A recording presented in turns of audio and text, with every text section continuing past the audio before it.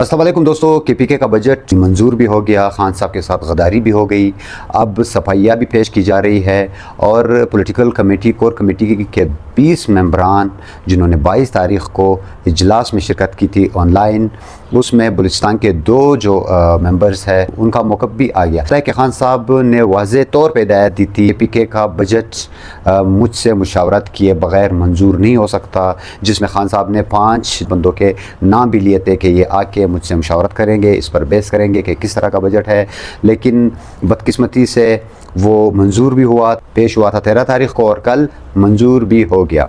अब सफाइयाँ पेश की जा रही है अमीन गंडापुर की तरफ से, केपीके का जो चीफ मिनिस्टर है उनकी जिस तरह की वीडियोज़ आ रही है कि खान साहब को कोई माइनस नहीं कर सकता, कौन खान साहब को माइनस कर सकता है। देखिए, खान साहब की सिस्टर्स ने कल खान साहब के साथ जेल में मुलाकात की, सारे सूरत हाल से आगाह किया गया।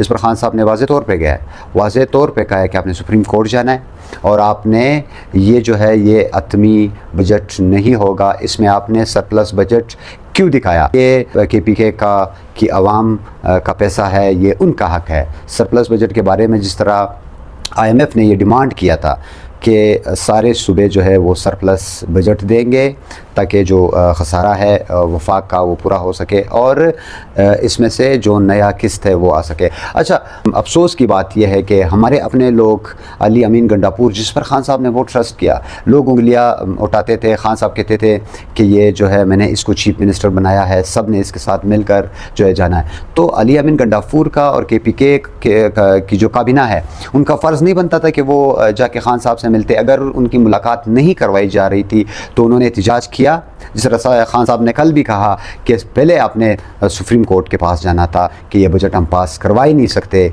ये हम जब तक खान साहब के साथ इसमें मुशावरत ना हो। इतनी जल्दी में मंजूर किया गया, 1 हफ़्ते का टाइम रहता था, 6 दिन का जो है टाइम रहता था। पंजाब से पहले मंजूर करवाया गया कि ये 27 और 30 तारीख़ तक टाइम था। किसने कहा आपसे कि आप बजट जो है वो मंजूर ना करवाए? आप जो है वो केपीके का गवर्नमेंट जो है वो गिराए। खान साहब कभी ऐसा नहीं चाहेंगे, लेकिन इसमें आप लोगों का इम्तिहान था, आप लोग इसमें फ़ेल हुए। जिस तरह पॉलिटिकल कमेटी के 20 मेंबरान जिन्होंने 22 तारीख़ को मीटिंग किया था ऑनलाइन, उसमें बलूचिस्तान के 2 जो है मेंबर्स, एक कासिम खान सूरी और दूसरा जो सालार काकड़ है, उनके भी नाम आ रहे हैं कि इनकी हाज़री थी। अब इस पर कासिम खान सूरी तो आपको पता है कि इस वक्त मुल्क से बाहर है, उनका मौक़िफ़ एक ट्वीट की सूरत में आया है। पुरानी कहावत है कि बुज़दिल इंसान की दोस्ती और दुश्मनी दोनों ख़तरनाक है। दोस्त है तो मुश्किल वक्त में साथ छोड़ देगा और दुश्मन है तो चुप कर वार करेगा। चलो ठीक है, इनकी तो समझ आती है कि किस की तरफ इशारा है, किसने जो है वो बुज़दिली दिखाई है, किसने जो है वो खंजर गोंपा है। और सालार काकड़ की भी एक जो इस पॉलिटिकल कमेटी का एक मेंबर है, उनकी 11 मिनट की वीडियो आई है, उन्होंने ट्विटर पर पोस्ट किया है। मैंने 11 मिनट की वीडियो 2 से 3 दफ़ा मैंने सुना, लेकिन मैं बताऊं मुझे उनकी समझ नहीं आई। देखिए, वो कह रहे हैं कि ये जो ज़िम्मेदारान है, जिनकी अथॉरिटी है, वो ये फ़ैसला करे, वो ये पूछे, खान साहब ये करे, ये तो होना चाहिए था कि खान साहब से मुशावरत होती। यार, ये सब कह रहे हैं, ये सब कह रहे हैं, लेकिन खान साहब ने वाज़ेह तौर पर कहा कि मेरे से मुशावरत के बग़ैर ये बजट पास नहीं होगा। और बाद में जिस तरह खान साहब ने कहा कि सुप्रीम कोर्ट के पास जाना है, ये आतमी बजट नहीं है। इस पर आपका जो मौक़िफ़ है ये होना चाहिए था कि केपीके के चीफ मिनिस्टर, उनके काबिने ने ये गलत कदम उठाया है। यहाँ पर कुछ बातें सालार काकड़ ने ऐसे की है कि मतलब जो ज़िम्मेदारान है, और मैं जब आया, मैं ट्रैवल कर रहा था, मैं इस मीटिंग में सिर्फ मेरी हाज़री हुई, बाकी जो है वो सिग्नल की वजह से मैं इसमें शामिल नहीं हो सका। और उन्होंने एक बात और भी की है कि फिर मुझे पता नहीं चला कि किसने बजट के हक़ में वोट दिए। यानी आप पॉलिटिकल कमेटी के मेंबर हो, ज़ाहिर सी बात है कोई व्हाट्सअप या सोशल मीडिया के जो ग्रुप्स होते हैं, व्हाट्सअप ग्रुप होगा, आपको बाद में पता भी नहीं चला कि किसने किस हक़ में, अगर देखे कि किसने वोट दिया है और किसने वोट नहीं दिया। अगर आप ये वाज़ेह करते तो आपका जो मौक़िफ़ था वो सबको पसंद आता। खान साहब ने सबको टाइम दिया है, खान साहब ने सबको ये अथॉरिटी दी है कि पार्टी के अंदर अच्छे फैसले पे जो है वो साथ दे, और अगर कोई गलत करे तो आवाज़ उठाए। ये कौन सी बात है? आप वाज़ेह करते, आपने किसी का नाम तक नहीं लिया कि इसमें इसका कसूर है या इन्होंने ये गलत किया। सिर्फ ये बातें जो आम लोग भी कर रहे हैं, हम भी कर रहे हैं, कि खान साहब के पास जाना चाहिए था, अडियाला जेल जाना चाहिए था, और जो मेंबरान थे, जो टिकट होल्डर थे, उन्होंने कसम उठा के, यानी किस तरह की बातें कर रहे हो? ये क्या है? इनकी मौक़िफ़ की मुझे बिल्कुल समझ नहीं आई। सालार खान काकड़ को अपना मौक़िफ़ वाज़े करना चाहिए था कि किसने वोट दिए, किसका कसूर था, क्यों इतनी उजलत में और जल्दी में ये जो बजट है ये पास किया गया, इस पर बात होनी चाहिए। इस तरह नहीं है कि लोग इन चीज़ों को नहीं समझते, लोग समझते हैं।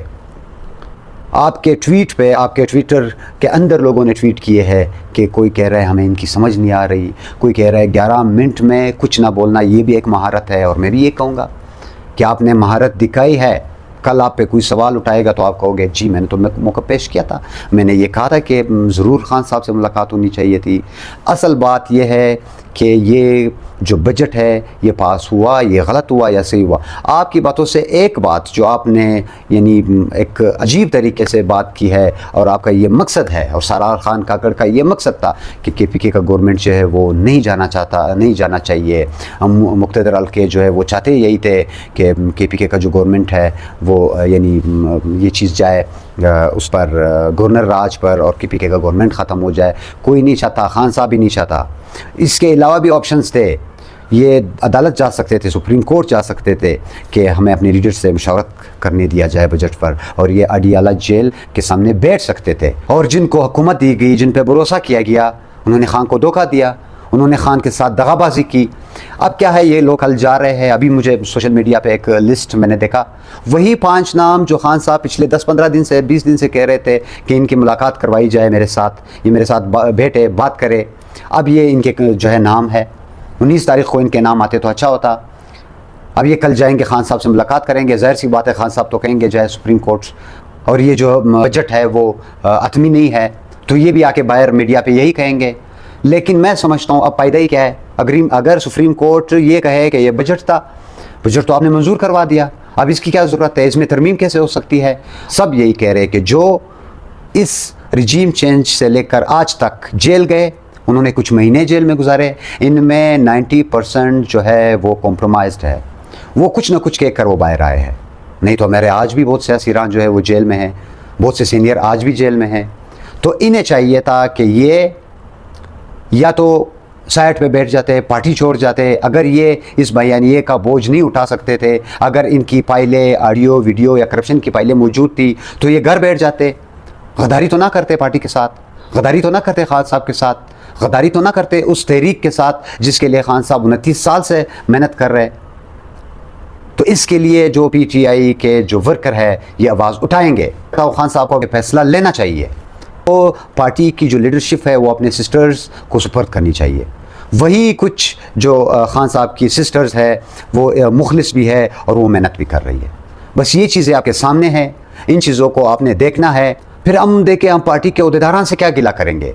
जो मुंतखब नुमाइंदे जिनको आवाम ने वोट दिया, जो खान के नाम पे कामयाब होकर आए हैं, वो गद्दारी कर रहे हैं, तो बाकी ये अहदेदारान, ये जो सूबाई लेवल पे, ज़िलाई लेवल पे जो ग्रुपिंग कर रहे हैं, यानी हर एक को शौक़ है मैं गवर्नमेंट में आऊँ, मैं असम्बली में जाऊँ। खान साहब का ये विज़न नहीं है, खान साहब का ये मकसद नहीं है।